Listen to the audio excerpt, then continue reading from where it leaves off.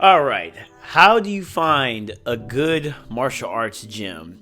Let's talk about it. So, I think this right here is probably one of the biggest questions I've ever been asked. And it's shocking to me because in my opinion, I think it's really simple. All you got to do is just literally just type it up, and martial arts gyms will pop up. But then I started thinking about it and I was like, you know what? I was there before. I have a story to tell as well. So what got me into jiu-jitsu, and I have to explain this story because I actually understand what you guys mean when you don't understand how to find a good martial arts gym.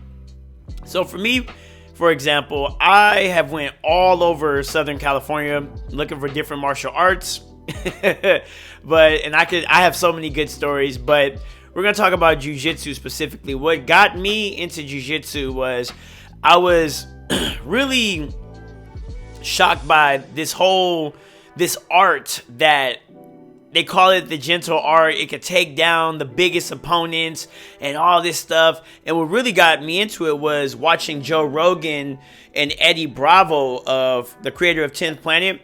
He was talking about just the way Eddie Bravo really spoke about jiu-jitsu on the Joe Rogan show or the Joe Rogan podcast, and the way Eddie Bravo talked about Eddie Bravo. He's the guy that really got me very interested in jiu-jitsu.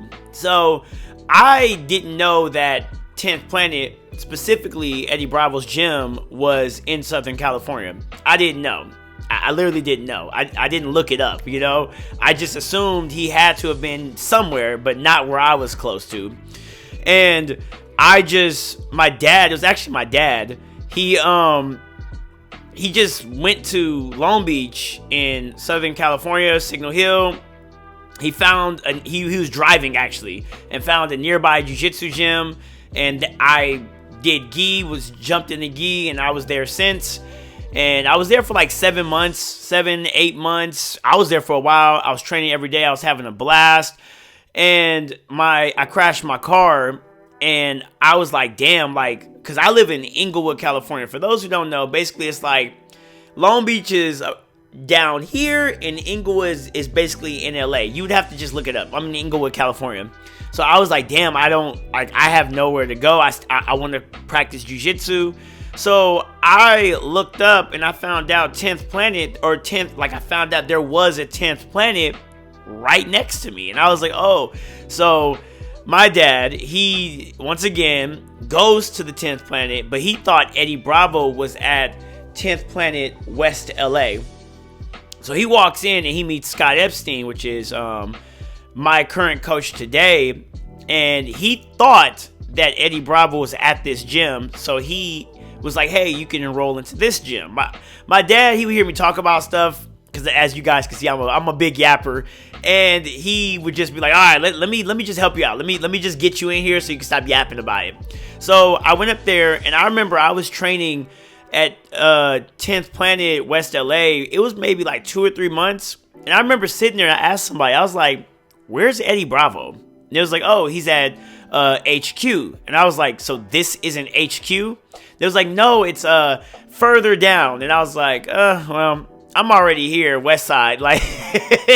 And that was all she wrote. That's how I ended up at 10th Planet West LA. Now, the reason why I explained this particular story is because if it wasn't really for my dad actually going and looking for me, finding out, because right now, from my point of view, I'm just telling people like, hey, just go walk in and blah, blah, blah. But I was afraid to walk in too. And it blows my mind, because I haven't really realized that. Like, I was afraid to go and walk in. It just, I don't know, something about when you're outside of martial arts, it's very scary. I'm not gonna lie. I understand. Like, when I think back of how I felt, it's intimidating. It's honestly, to be real with you, like, martial arts is basically a bunch of nerds that just know how to fight. the martial artists are weird people. I want you to know that's why I try my best to be so opening, and you know, like it's hard. Just come talk to me. I always tell people come talk to me. I know some martial artists they it's an ego thing. We could talk about that in another video, but they give off this like aura, I guess, where they think they're giving off the actual aura, but they give off this aura of snootiness, highbrow, high nose. I'm better than you because I actually know how to fight. No, just come talk to Smitty, and Smitty's gonna put you on game. So how do you find a good martial arts gym, and how do you even know? We're gonna talk about that in this video too. How do you know it's a good martial arts gym? Well, first off, I'll answer how do you find a good martial arts gym, and all you have to do literally is search it up. You have to like just type in martial arts gym near me. Specifically, if you're into jiu-jitsu, type that up. Like literally, I know it sounds very silly, but a lot of people don't do research. Like it's mind-boggling to me, but type it up. Like once you find it, the big problem that you will have to face is actually getting up and going to the place. And that right there, I do understand that's the hard part. Actually getting up and taking that leap of faith, because it's not like just, you know, enrolling in the gym. I mean, even for some people, enrolling in the gym is a big step, but like martial arts is very, very intimidating. It's like an intimidating dragon or something, and then you find out the dragon's lonely and he wants to share its gold. Like that's martial arts. You get what I'm saying? So it's gonna be hard for you to step into the building, but understand when you do step into the building, how do you know that this is a good place? Now, the thing is, this is where it gets very tricky, because I want you to understand that you need to. Oh man, it's kind of difficult to explain, because when you go into a martial arts gym, you need to understand that it's not about, it is and it isn't. It's not about how many championships this gym has won. It is and it isn't. The reason why it doesn't matter is because martial arts is an individual sport. I mean, you have a team that comes with you, but when you step on the mat, when you're about to fight somebody, when it's wartime in martial arts, it's just you by yourself and your coach in your corner, but it's really at the end of the day you making the decisions. So just because in this martial arts gym that you found, they have a line of champions, it doesn't matter in a sense, because it has nothing to do with you. You're not the champion. You get what I'm saying?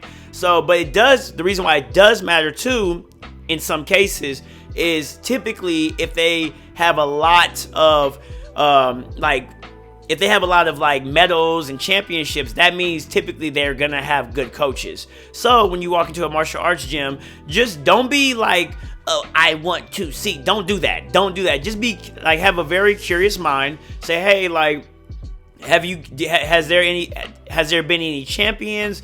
Like, you know, be indirect about it, and you'll find out a lot sometimes. But it doesn't matter. Honestly, it doesn't matter, because you can come out that gym and like become really known. Like, I feel like for 10th Planet West LA, there's a lot of like good people that came out of 10th Planet West LA, but the black guy with the Spider-Man suit is like now kind of like, in my humble opinion, is like the face of 10th Planet West LA. You know, like that's my gym that I rep. When you see me throw up West Side, that's the gym that I'm repping.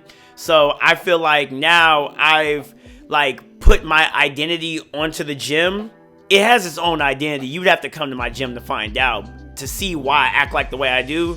Yeah, like you'll literally see it's a bunch of me's, actually way more eccentric me's in that gym. But you see what I'm saying? Like, so it really doesn't, like that gym having a championship, a bunch of championships, it matters and it doesn't matter. Because also, let's say that gym has a bunch of championships, but that coach who's made everyone a champion might not be there. That coach who made everyone a champion might not like you. So it doesn't really matter. I'm gonna tell you what really matters is it's the people that's in the gym. I know this sounds so cliche, kind of like, don't worry about the long journey. It matters of the people you met on the way. It's not the destination, it's the people you met. No, it really does. Honestly, like, it's the people in your gym will make you better. Like for me, I always go out of my way. My gym doesn't have like a giant amount of champions, but we are like a family. When brand new people come in, I try to cultivate people to make more martial artists that are going to be competing with us. I try my best at all times. I tell them, hey, when you're going to compete, I hope this thing, I just hit this thing. But I tell my boys, hey, when you're going to go compete, let me know.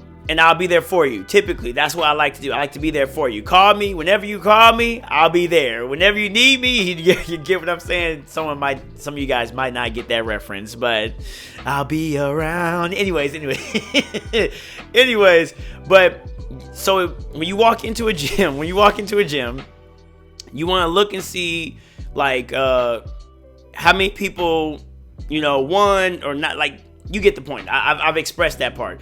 And now, how do you find out if the people are actually really good? Well, every martial arts gym should have some type of free trial class.